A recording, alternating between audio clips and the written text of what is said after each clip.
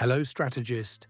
Before the Federal Reserve, before emergency liquidity facilities and coordinated monetary policy, before Washington understood the architecture of modern finance, there was a man who never ran for office, never delivered campaign speeches, never asked the public for loyalty. Yet when America's money trembled, it steadied at his command. This is not a story about wealth. It is a story about structure, about authority earned in silence, about control taken in moments when systems fail. In the late 19th century, America was powerful, but undisciplined. Banks operated independently, scattered across states with little coordination. Railroads expanded aggressively across the continent, duplicating routes, slashing rates, borrowing recklessly to outrun competitors. Industrialists raced toward growth with almost religious intensity. Capital moved fast, but it did not move intelligently. Boom followed boom. Collapse followed collapse. Confidence surged, then evaporated. Speculation was mistaken for strength, and in that instability, J.P. Morgan saw what others refused to confront. Speed without structure is self-destruction. Trained in European banking houses where credit was sacred and reputation was guarded like steel, Morgan understood something that America had yet to internalize. Discipline precedes dominance. He did not admire chaos. He measured it. Railroads, the arteries of the American economy, were suffocating under competition. Dozens of lines fought for identical territories. Rates plunged to irrational lows. Executives issued bonds they could not honor. Bankruptcy spread in waves. This was not healthy rivalry, it was fragmentation. Morgan did not enter this battlefield with noise, he entered with gravity. When he stepped into boardrooms, men recalibrated themselves. Voices lowered, arguments tightened. He did not rely on spectacle, he relied on inevitability. "I do not buy weak men," he once said, and the narrator carries his voice with quiet precision. "I buy weak positions." He understood the difference. Weak men are liabilities, weak positions are leverage. Where others saw failing companies, Morgan saw control points. He reorganized debt structures. He imposed disciplined management. He forced rival executives into rooms and did not allow them to leave until cooperation replaced competition. He believed something few financiers dared to admit. Unrestrained competition can cannibalize the system it depends upon. Consolidation, by contrast, creates order. Order attracts trust. Trust attracts capital. And capital, when coordinated, becomes authority. This was not benevolence, it was architecture. Morgan did not rescue railroads for applause. He absorbed them into systems. Rates stabilized, profits normalized, investors regained confidence. Markets began to look less like battlefields and more like frameworks. And gradually, almost imperceptibly, American finance began orbiting him. Not because he promised fortune, because he promised discipline. Reputation became his fortress. He guarded it relentlessly. In an era intoxicated by speculation, Morgan cultivated restraint. He moved only when leverage was secured. He refused ventures that lacked structural integrity. A man always has two reasons for what he does, Morgan reflected, the narrator carrying his words with deliberate calm. A good one, and the real one. The good reason was often public stability. The real one was structural control. By the 1890s, his influence expanded beyond railroads. Industrial giants sought his coordination. Electricity networks, shipping conglomerates, manufacturing syndicates all faced the same danger: expansion without integration. Then came steel. Andrew Carnegie had built a production empire of staggering efficiency. His mills roared with fire and iron, but scale alone does not guarantee permanence. Price wars loomed. Overproduction threatened collapse. The industry was drifting toward the same fragmentation that had crippled railroads. Morgan saw the pattern. He did not attempt to outproduce Carnegie. He moved to contain the volatility of the entire industry. In 1901, after negotiations so tense they felt more like diplomatic treaties than business contracts, Morgan engineered the formation of U.S. Steel, the first corporation in history valued at over $1 billion. It was not simply large, it was centralized, coordinated, stabilized. It signaled something profound. America was entering an era where power would no longer belong to the fastest competitor, but to the strongest consolidator. Morgan had demonstrated his core doctrine: when systems grow unstable, centralize them. When competition becomes destructive, coordinate it. When volatility threatens collapse, build the structure that contains it. He did not chase headlines, he built permanence. Politicians debated policy and elections. Industrialists competed for recognition. Newspapers speculated on fortunes with breathless excitement. Morgan built systems that absorbed volatility. The first thing is character, he declared, and the narrator delivers his words not as inspiration, but as standard. Before money or anything else, character in his world meant discipline under pressure. It meant refusing reckless leverage. It meant honoring commitments without hesitation. It meant understanding that authority cannot be demanded. It must be trusted. And trust compounds slowly. By the early 20th century, a quiet understanding had settled over Wall Street. If a corporation required restructuring, it went to Morgan. If a market trembled, investors watched Morgan. If capital required coordination, Morgan was consulted. Not because legislation required it, because reliability demanded it. But reliability faces its ultimate test only in crisis. America's banking system remained dangerously decentralized. Thousands of independent banks held thin reserves. There was no central institution capable of injecting liquidity nationwide. Fear could spread faster than coordination. Morgan understood this vulnerability long before it manifested. He had studied European central banking models. He knew that confidence, once fractured, collapses exponentially. He knew that panic is not economic, it is psychological. And psychology, when infected with fear, can bring down entire systems. He did not wait for disaster to begin thinking. He prepared. When the tremors of 1907 began, when speculation in trust companies unraveled, when depositors rushed to withdraw funds, when newspapers whispered the word collapse, the federal government hesitated, markets did not. Banks began to fail, crowds gathered outside locked doors, confidence thinned by the hour. And in that moment, the nation faced a reality it had long ignored. There was no central authority to save it, no institution designed to coordinate survival. There was only reputation. There was only discipline. There was only one man whose word could halt panic through credibility alone. Before the Federal Reserve, there was J.P. Morgan, and the crisis would force him from architect of order into something far more consequential. The panic did not begin with an explosion. It began with doubt. In October of 1907, confidence, that invisible foundation beneath all financial systems, began to fracture.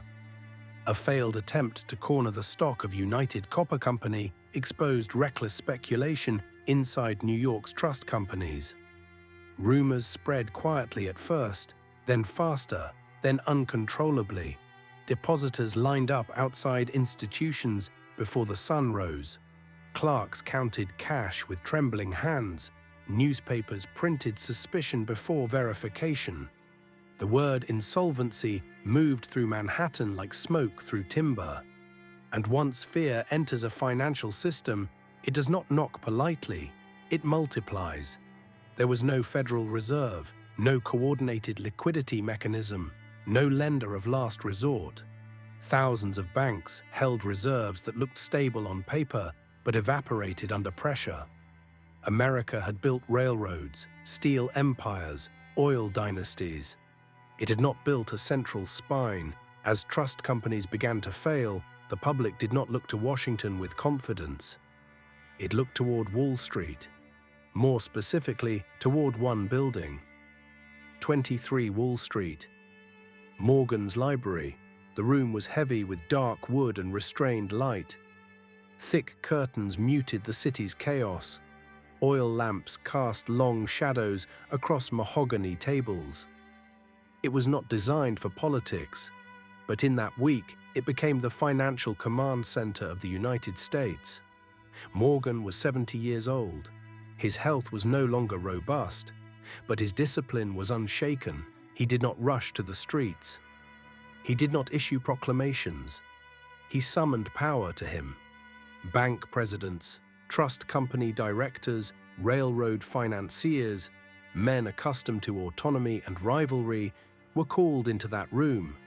Some arrived reluctantly, some arrived defensively, none arrived casually. The system was failing. Morgan understood something the public did not yet fully grasp. Panic is psychological before it is mathematical. Banks collapse not only because of insolvency, but because of belief. If depositors believe funds are unsafe, they withdraw them. If enough withdraw, even healthy institutions can fail. Liquidity without confidence is temporary. Confidence without coordination is impossible. So Morgan began where true authority begins. Information. He assembled teams of accountants and analysts and ordered them to examine the books of the most threatened institutions. All night they worked under lamplight, reviewing balance sheets line by line. Morgan refused to rely on rumor. He needed clarity. He distinguished between two conditions that few outside his circle understood: illiquidity, temporary lack of accessible cash; insolvency, fundamental collapse of underlying value. The distinction was ruthless. Illiquid institutions could be supported. Insolvent ones would not be saved.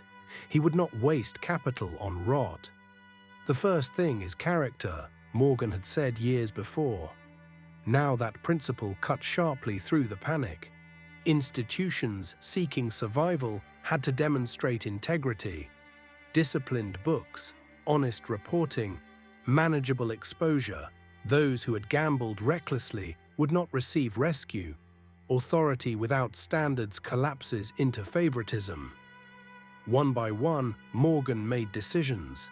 The Trust Company of America stood on the brink. If it failed, the contagion would accelerate. Depositors were already crowding its doors. Rival bankers hesitated to assist. Why risk their own capital to save a competitor? Morgan did not appeal to kindness, he appealed to inevitability. If the trust collapsed, panic would cascade through the system. Every bank represented in that room would suffer. Their individual survival depended on collective coordination. He forced them to see it, and then he forced them to act. Capital was pledged. Emergency funds were assembled. The trust company survived the immediate assault. But the storm intensified. The New York Stock Exchange faced closure. Brokers could not secure short-term financing. Margin calls threatened a chain reaction of forced liquidations. If the exchange shut its doors, markets nationwide would freeze. Morgan acted with chilling decisiveness. He gathered leading financiers inside his library and locked the doors.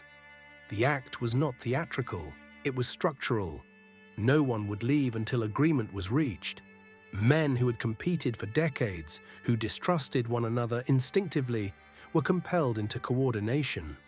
Morgan demanded they contribute millions in emergency liquidity to stabilize the exchange. Some resisted. He did not debate.